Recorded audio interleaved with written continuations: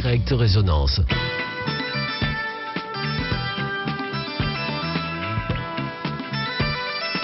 Bonsoir à toutes et à tous, et oui, on est en direct pour une émission spéciale foot ce soir avec des membres du FCHM, le FC Haute-Moselotte autour de la table avec nous, trois de ses bénévoles et dirigeants. On a Denis qui est président depuis juin 2024. Bonjour Denis. Bonjour à tous. Alors on a également Georges qui s'occupe des U15 au club depuis également, ça fait un moment, depuis 99. Bonsoir à tous.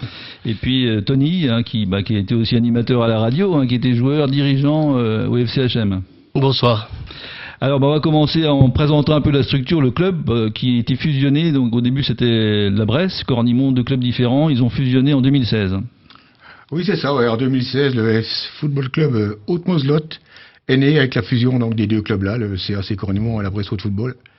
L'effectif faisant qu'on était un peu obligé de se rassembler. Oui, c'était une obligation, il n'y avait plus assez de joueurs dans l'un ou l'autre. Ça devenait chaud. Surtout chez les jeunes. Les deux dinosaures du club qui sont à côté de moi pourraient en parler. Oui, donc 2016, on manquait de jeunes, il n'y avait pas de relève. Disons qu'il y avait des équipes de jeunes d'un côté, des équipes de jeunes de l'autre, mais pas forcément des catégories complètes des deux côtés. Quoi. On était jumelés en jeunes, mais après, oui, c'est vrai qu'il a fallu passer au senior parce que les deux clubs étaient un peu ric-rac au niveau des effectifs. Mais en tout cas, ça a été une bonne chose pour le coup. Oui, tout à fait. Tout à fait. Ouais. Il y avait un peu de réticence à droite à gauche, mais finalement, ça s'est bien passé. Et je fais un petit coucou d'ailleurs à Marc Calado, qui était le premier président du club. C'est vrai. Alors il y a des joueurs de Cornimont, de la Bresse, mais pas que. Pas que, non. On a à peu près 230 licenciés.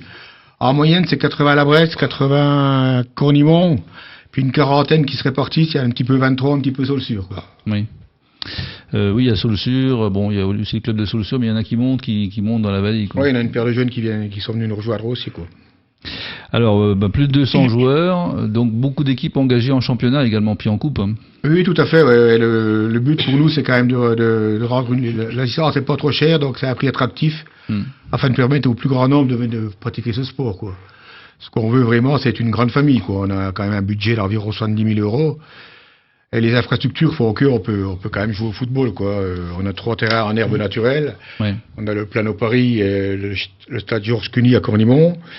Et on a un petit terrain d'entraînement qui est le stade des Champions à la Bresse et un terrain en sable aussi à Cornimont. Oui. Bon, le but quand même, pour nous, c'est quand même d'essayer d'avoir très rapidement un terrain synthétique. Ah oui. Oui, on est quand même une des seules équipes dans notre groupe de D1 qui n'ont pas de terrain synthétique. Alors, où ça alors? Il serait situé où alors? On ne sait pas encore, c'est en pleine réflexion. Entre Cornimont et la Bresse. Non, la Bresse, ça va être chaud parce que c'est trop froid, le terrain synthétique au niveau du froid, c'est pas forcément évident.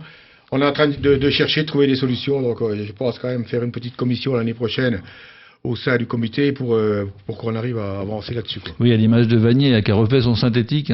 Tout à fait, oui, mais Vanier, ils ont joué juste parce qu'ils ont eu la chance d'avoir encore des subventions qui maintenant n'existent plus. Quoi. Ah oui, d'accord, oui. Donc, il y a des grosses subventions qui ont été arrêtées. Là, et surtout de la Comcom, je crois. Ça va être chaud, ça va être chaud, un dossier à monter.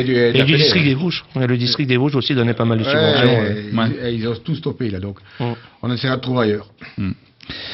Voilà, alors des actions, on parlera des actions, du budget, de l'arbitrage, des sponsors, des partenaires, on fera des remerciements.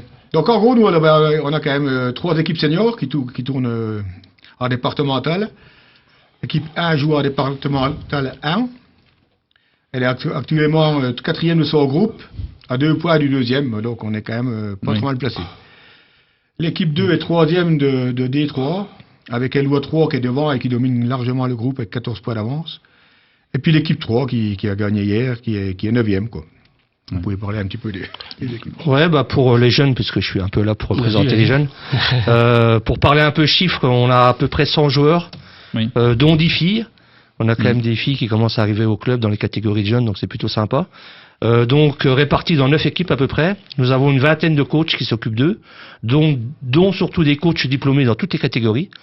Et donc ça représente à peu près toutes les catégories, partant de débutants, U11, U13, U15 et U17. Oui. Donc ça nous permet, comme on disait, grâce à la fusion, d'avoir des catégories plus ou moins complètes. Pour parler des cases, par exemple, on est 23 joueurs. Il me semble que l'en U13, c'est à peu près pareil. Par contre, l'effectif des U11 est peut-être un petit peu plus juste. Et en débutant, je sais plus de mémoire, ils doivent être une vingtaine, je crois, mais sous réserve. Voilà. Donc voilà. Et en 17, par contre, eux, ils sont 12 joueurs. C'est peut-être la catégorie qui est un petit peu. Oui, c'est compliqué. En manque d'effectifs. Voilà. On arrive à l'âge où ils font autre chose. C'est ça. Il y a les copines, il y a les études, surtout beaucoup.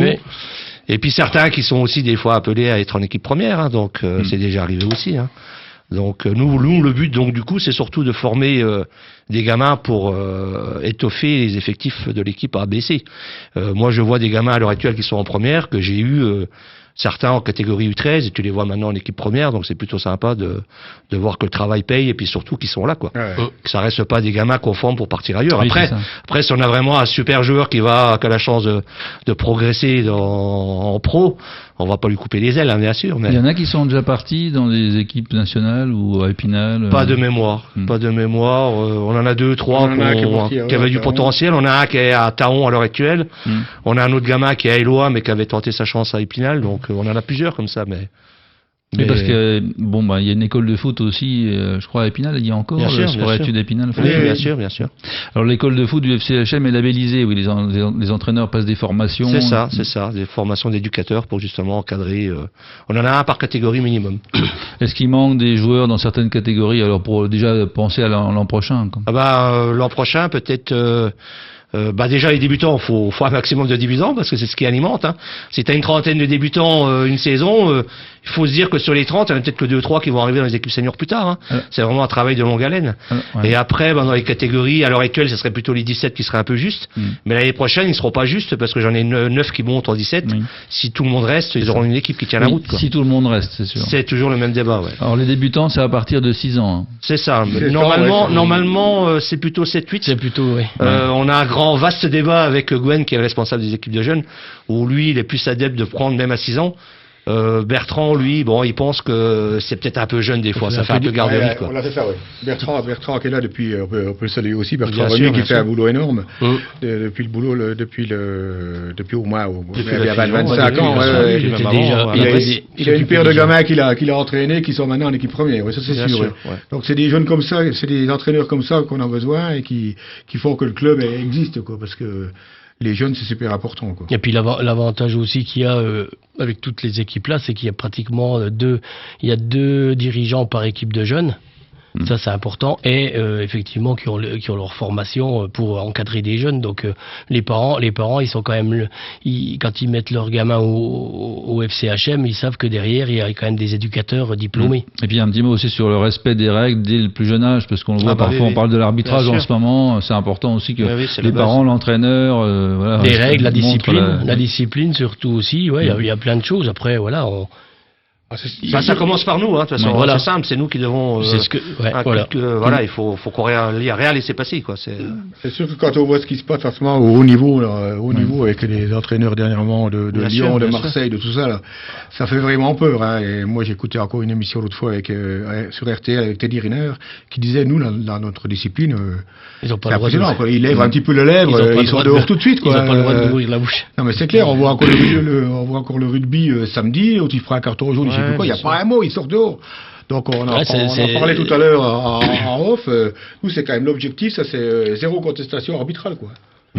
Chaque club a un arbitre officiel ? Ça dépend des catégories, c'est le problème justement. Normalement, en fonction de la catégorie, du niveau que tu es, par exemple moi mes 15 cette année, comme on vient de monter la phase automne, quand on vient de remporter la phase automne, on monte en D1, donc en D1 on a forcément un arbitre officiel.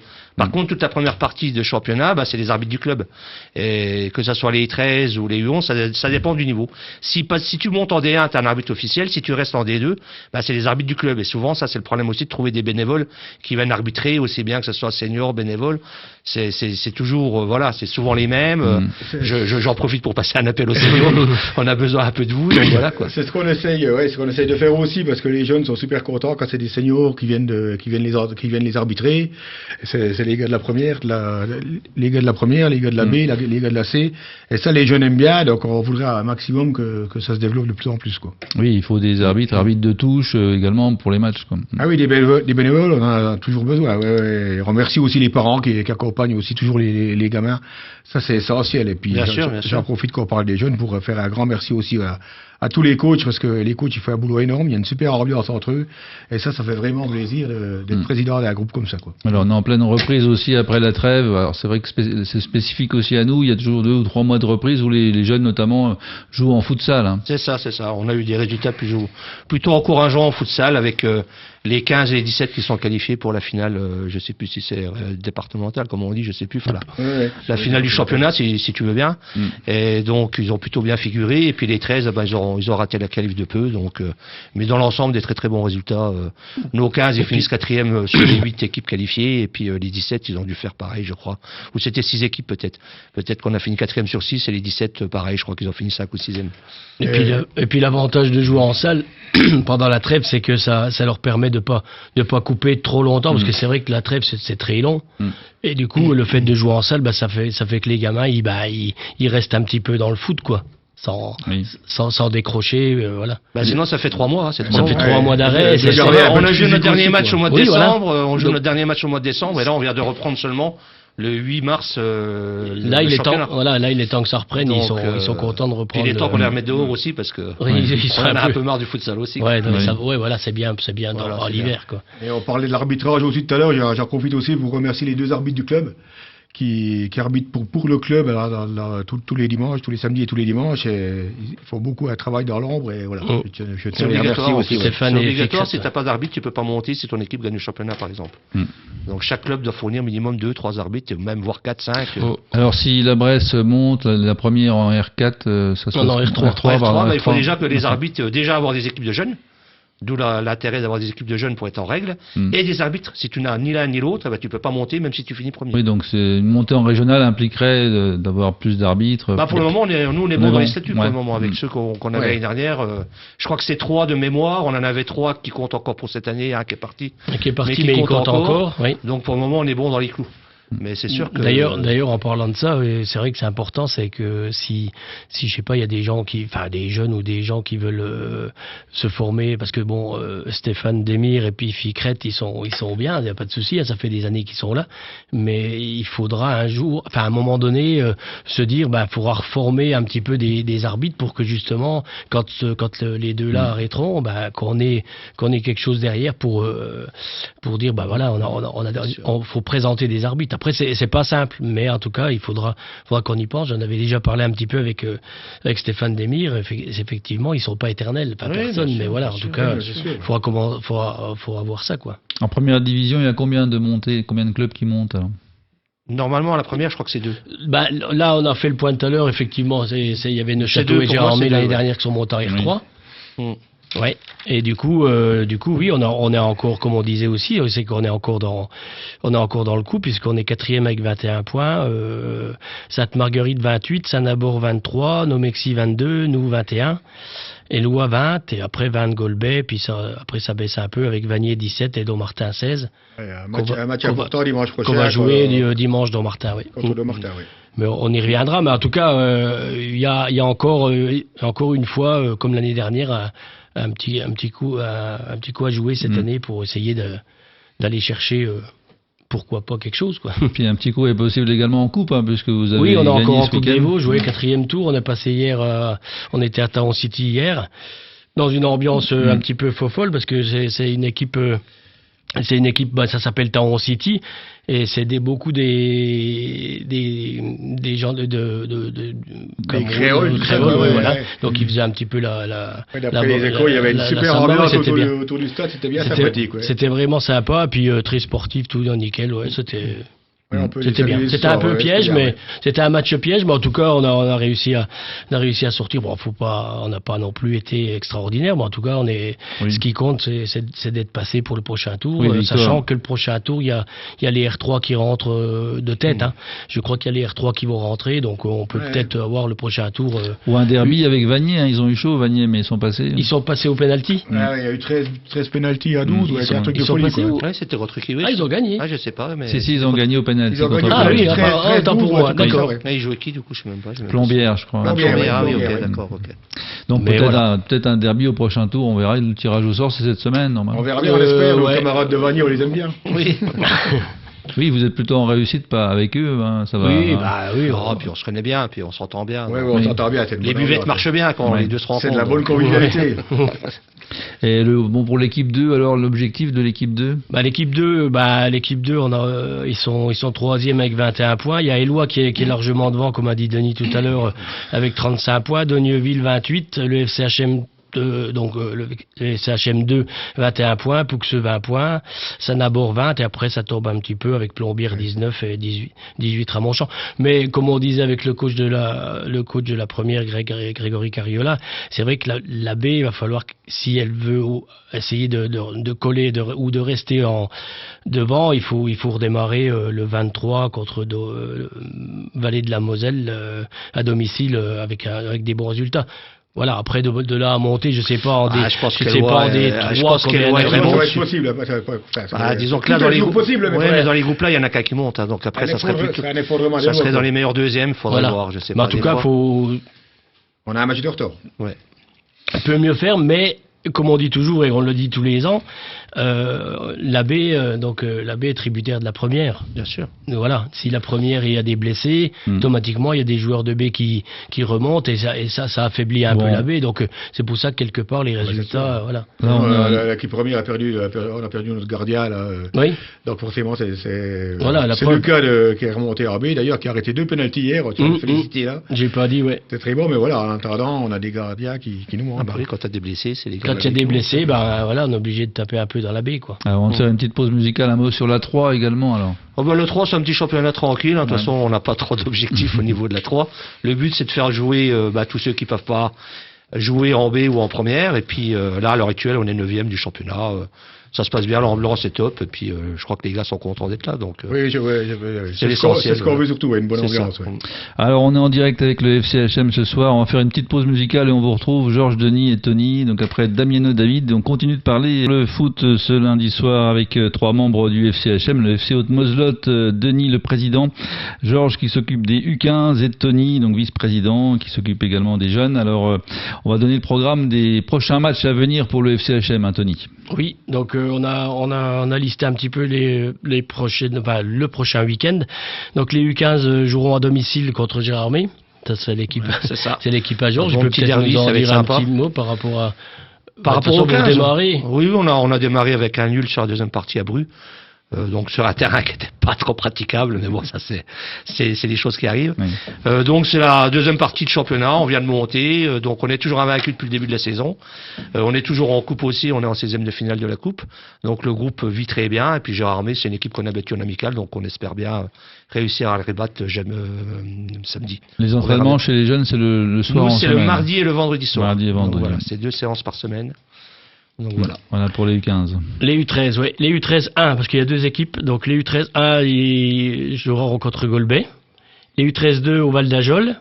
Les U17 joueront à domicile contre Anoul, si j'ai bien noté. Voilà. Je crois que c'est à l'extérieur. À l'extérieur, à Anoul. La C jouera en levé de rideau. La C jouera en levé de rideau contre Remiremont dimanche, juste avant la première, qui rencontrera donc pour la reprise du championnat Don Martin à 14h30. De toute façon, pour tous nos auditeurs, tous nos sportifs, tout est en ligne sur le site fchm.fr, où là, vous pouvez connaître les résultats, les classements, et bien sûr le programme du week-end à venir. Et savoir que c'est très intéressant aussi, et, comme on dit toujours, il n'y a pas toujours que les seniors, mais c'est vrai que c'est très intéressant aussi de venir voir aussi les jeunes le samedi. Il y a vraiment des belles équipes, et pour le coup, c'est intéressant de voir des U15 jouer, ça change un petit peu. Même les 13, les 13 et 17. Les 13, ils ont 2 équipes. Belles équipes, ils font un bon début de championnat aussi. Voilà, c'est important. Les 17, c'est un petit peu plus compliqué, mais à cause de l'effectif. Mais bon, là, ils vont bien redémarrer aussi, je suis confiant.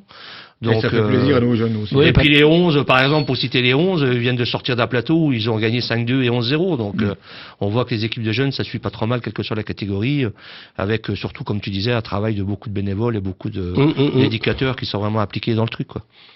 Alors, on va parler des actions à venir, dont une qui se rapproche dans quelques jours. C'est le bal du foot ce samedi. Il y a encore de la place pour réserver. Ça, c'est une source de financement également pour le club. Oui, tout à fait. Oui, le bal est très important pour nos finances, bien sûr. Donc là, on fait appel un peu à tout le monde. Bon, on a déjà bien rempli, on est content, mais j'ai vu Patrice Genet qui s'occupe du repas, il m'a dit, il n'y a pas de souci, on peut encore prendre du monde jusqu'à vendredi soir. Donc, merci à lui déjà, et puis on compte sur vous, quoi. Donc, toutes les infos sont bien sûr sur le site fchm.fr, où là, vous pouvez soit vous inscrire et venir nous rejoindre pour une bonne fête. Alors, quels sont les autres événements à venir ces prochaines semaines?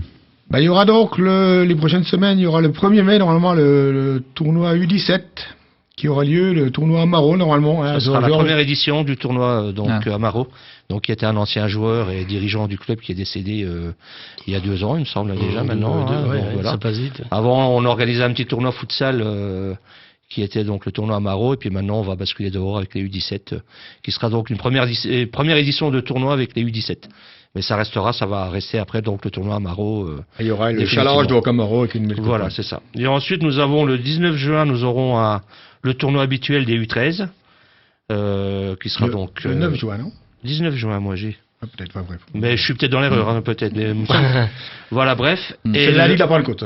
C'est ça. Et le 21 juin, nous aurons à la Bresse les U11. Un challenge pareil qui est organisé depuis 2-3 saisons par Gwen, qui est très très impliqué dans les challenges et dans tout ce qui est...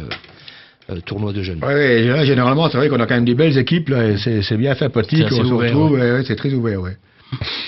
On a aussi les plateaux U11, là, le 29 mars et le 26 avril à Cornimont, et le 10 mai à la Bresse, donc c'est souvent les samedis matins. Et puis les plateaux débutants, Bertrand Remy vous accueillera avec Pauline et toute l'équipe, le 5 avril à Cornimont et le 17 mai à la Bresse. Voilà, et puis donc vous cherchez toujours également des sponsors, j'imagine? Les sponsors, oui, bien sûr, on cherche toujours des sponsors. Donc ce qu'on fait aussi, c'est que déjà, grâce à la Bressaude, à Gérard Dumaine, Jean-Claude Etienne et toute l'équipe, on a réussi à ils nous ont légué leur minibus. Donc ça, c'est bien énorme pour notre club. On amène les jeunes au match tous les samedis. Même pour la prière, oui. Même 2 fois, les seniors l'ont pris. Donc ce qu'on fait aussi, on fait le challenge, le forfait minibus qu'on appelle ça les week-ends. Donc c'est un sponsor qui donne 100 € au club et en échange on lui fait une bonne pub sur les réseaux sociaux, Facebook, Instagram, sur notre page Facebook, Instagram, FC Football Club Haute-Moselotte. Donc ça nous fait un bien fou. Les sponsors sont contents aussi parce que ça leur fait des belles retombées aussi. Et ils font ça aussi pour les gamins, quoi. Ça nous finance surtout l'essence et tout ça. Voilà, on fait un forfait 100 € pour pas détailler, mais ça nous finance l'essence du minibus, quoi. Et ce qu'on fait aussi, des sponsors, on fait bien sûr les ballons de match. Les ballons de match, donc c'est presque plus pour ceux qui ont déjà joué au foot, mais c'est pareil pour les entreprises.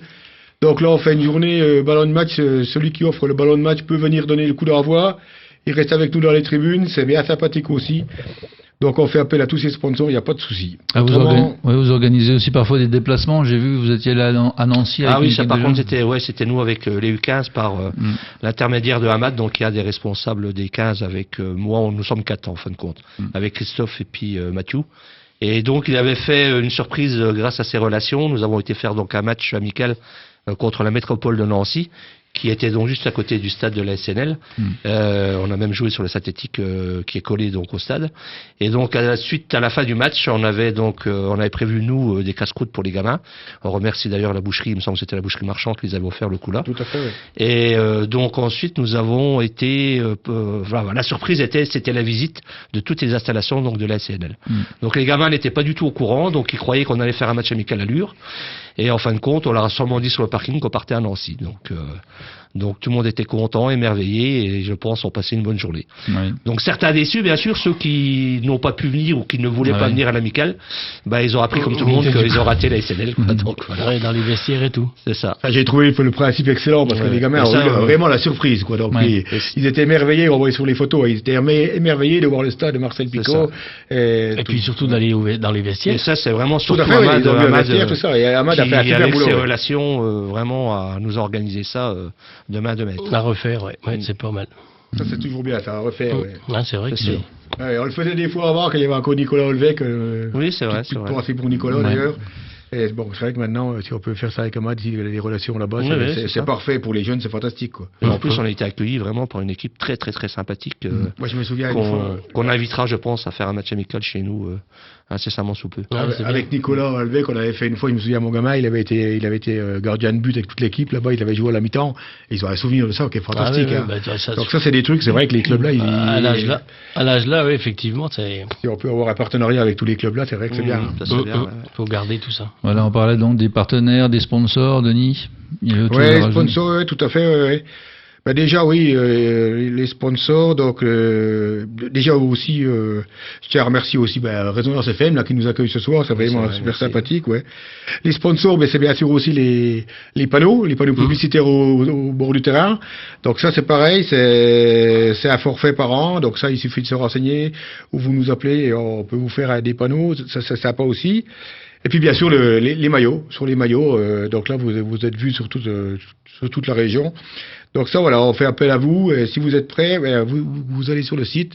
Je rappelle fchm.fr et puis vous avez tous les renseignements pour nous donner un coup de main. Quoi. Ce qu'on veut, c'est être une grande famille, il y a une bonne ambiance. Venez nous rejoindre, il n'y a pas de souci.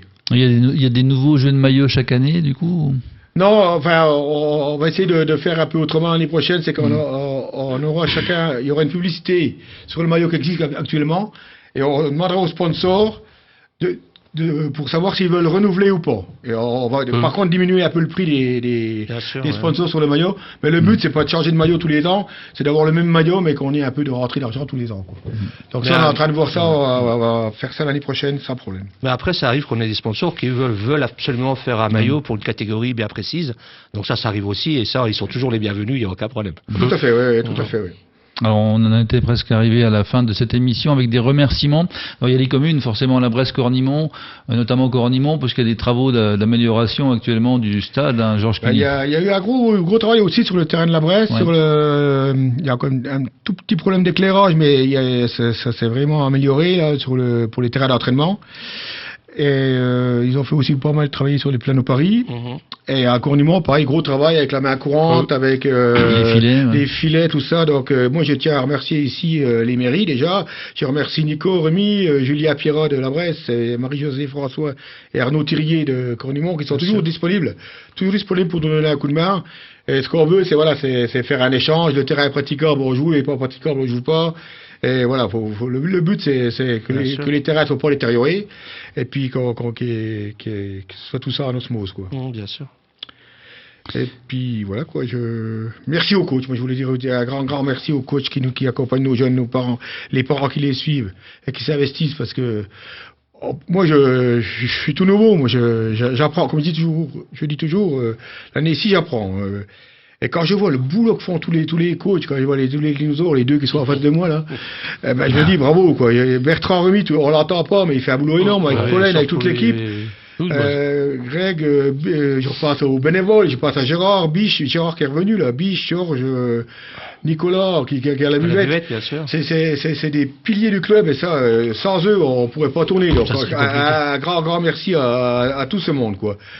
Et puis là je fais un appel aussi aux parents, les parents de jeunes qui n'osent pas venir, qui disent on va servir à rien. Il y a toujours du boulot, il y a toujours un truc à faire, donc n'hésitez pas à nous rejoindre quoi. Voilà, écoutez, on va passer le mot de la fin là, pour conclure cette émission. Que le foot, pratiquer le foot, c'est toujours possible au FCHM, hein, prendre une licence. Maintenant, c'est peut-être un peu tard, mais pour septembre. Ah oui, c'est jamais trop tard. On peut encore. Bien sûr. Oui. Ouais. Bien sûr. Oui, pas de souci, oui, tout est grand ouvert. Dès l'instant qu'il vient pas dans notre club, donc à l'heure actuelle, c'est tout à fait possible. Par contre, quitter un club pour venir chez nous à l'heure actuelle, non, c'est plus possible. Parce qu'il y a des règlements quand même qui l'empêchent. Mais voilà. Tu peux pas changer de club comme ça, mais en tout cas, oui, ça arrive vite, hein, une saison, ça passe très vite, mais en tout cas, oui, tout le monde est bienvenu, il y a pas de souci. Hein. Et puis on vous retrouvera, je pense, après l'Assemblée Générale pour refaire un point, peut-être une nouvelle émission de l'Assemblée Générale. Il n'y a pas de souci, il n'y a pas de souci. Pourquoi pas, oui, c'est ça. Okay. Ah, puis on est content quand même avec le bal du foot là, qu'il y a du monde, on va tous se retrouver, c'est rare qu'on se retrouve tous, toutes les équipes, tous les joueurs sont quasiment là, et donc ça c'est bien pour l'ambiance du club quoi. Bien sûr. Donc le bal du foot c'est samedi à Cornimont et on vous appelle pour réserver, il y a encore de la place. Samedi à 20h. Samedi à 20h au centre de polyactivité. Merci à vous, hein, Denis, Georges et Tony. Merci à vous. Merci à toi. Merci Résonance FM et puis on se reverra très vite. On se reverra bientôt et à bientôt.